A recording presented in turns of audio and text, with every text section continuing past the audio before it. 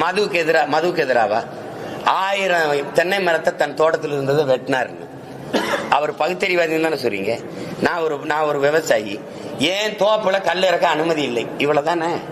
அம்மா நீங்க சொல்லுங்க, இவ்வளவுதானே? எவனாவது மரத்தை வெட்டுவானா? கல் இறக்க ஏன் தோட்டத்துல அனுமதி இல்லை, அதுதான் அறிவுள்ளவன் செயல். மரத்தை வெட்டினா வெட்டி சாச்சா இது பகுத்தறிவா?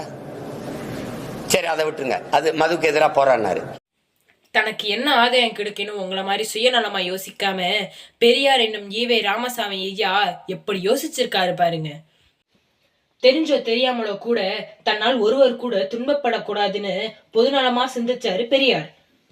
தென்னை மரத்தை வெட்டும் முடிவை எடுக்கும் போது பெரியார் ஒன்னும் கூர்மையான கண் பார்வையும் கால் துடிப்பும் கொண்ட வயசு பையன் ஒன்னும் கிடையாது.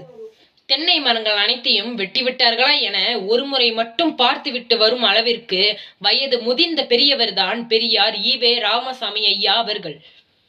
மதுவை குடிக்காதுங்கன்னு சொன்னா மட்டும் போதாதா, மதுக்கடையை எதுக்கு மூட சொல்லணும் என்று கேட்டாலும் கேட்பார் சீமான்.